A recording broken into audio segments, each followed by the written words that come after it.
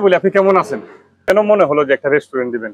আসসালামু আলাইকুম, আশা করি সবাই অনেক ভালো আছেন। আমরা চলে আসছি হবিগঞ্জের কৃতি সন্তান ফুক গানের যুবরাজ আশিক ভাইয়ের একটা রেস্টুরেন্টে। এই রেস্টুরেন্টের নাম হচ্ছে বাউলগড়। তো সে বাউলগড় রেস্টুরেন্টে আসছি আজকে। আমি এই বাউলগড় রেস্টুরেন্টটা দেখবো, তার পরিবেশ দেবো, খাবার খাবো এবং সাথে সাথে আপনাদের দেখানোর চেষ্টা করব।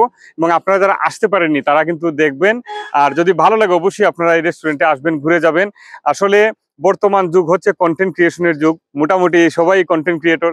তো তারা কি খুঁজে, তারা খুঁজে যে এমন একটা জায়গায় আসবো, এই জায়গায় আসলে কি হবে যে আমরা একসাথে খাওয়া দাওয়া করতে পারবো, ছবি তুলতে পারবো, ভিডিও করতে পারবো, কন্টেন্ট বানাতে পারবো। তো সেই জায়গা থেকে এই রেস্টুরেন্টে আমিও আসছি একটু ভিডিও টিডিও করি আপনাদের দেখানোর, আপনাদের দেখাবো বলে। আর আমি নিজেও একটু ঘুরে যাব। তো আসেন সবাই, লেটস গো। তো এটা হচ্ছে প্রবেশ পথ, এদিকে আমরা ঢুকলাম, আসেন।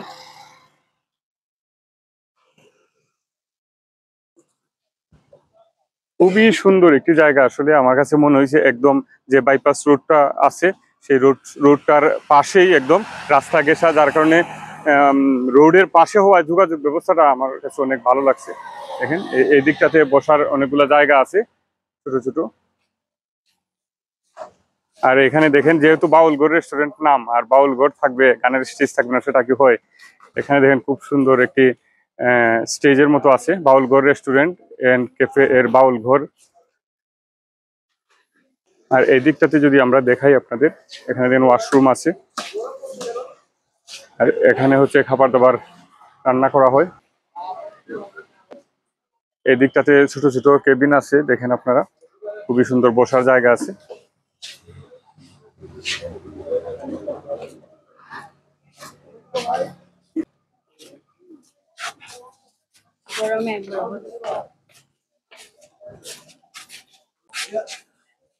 এই যে পুরো ভিউটা আপনারা দেখেন, পুরো ভিউটা দেখেন, খুবই সুন্দর। রাস্তার পাশে একদম মানে নিট এন্ড ক্লিন, পরিষ্কার পরিচ্ছন্ন।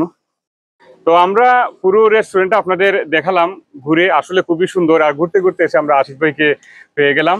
তো আশিক ভাইকে যখন পাইছি, এক দুইটা কথা একটু জানার চেষ্টা করবো। প্রথমে বলি আপনি কেমন আছেন?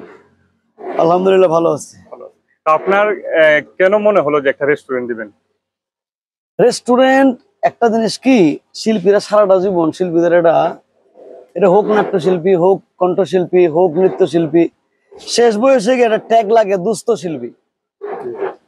তো আসলে তো শিল্পীরা দুস্থ না, শিল্পীরা একটা সময় প্রচুর পয়সা ইনকাম করে কিন্তু জীবনের হিসাবটা মিলাইতে পারে না, এই জন্য শেষ বয়সে গিয়ে দুস্থ হয়।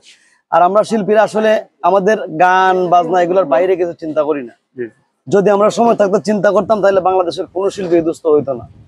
আমার এই দিক থেকে চিন্তা যে ইনশাল্লাহ দেখি না, আল্লাহ যতদিন বাঁচায় রাখছে, সুস্থ সবল আছি, গানের পাশাপাশি ব্যবসা করবো এবং আল্লাহর রহমতে আমার নিজের শরীরে ওই দুস্থ শিল্পীর ট্যাগটা লাগতে দিব না। আশিক ভাইয়ের সেই বাউলগড় রেস্টুরেন্টটা চতুর্দিক ঘুরলাম, ঘুরে এসে এখানে এই যে ছাতার নিচে বসলাম। আপনাদের কাছে কেমন লাগছে পুরো রেস্টুরেন্টটা অবশ্যই আপনারা কমেন্ট করে জানাবেন, এবং ভালো লাগলে ভিডিওটা শেয়ার করে অন্যকে দেখার সুযোগ করে দিবেন। আপনার শেয়ারের মাধ্যমে এই ভিডিওটা দেখে কিন্তু দূর দূরান্ত থেকে মানুষ আসতে পারে, এসে এই জায়গাটা উপভোগ করতে পারে। ধন্যবাদ।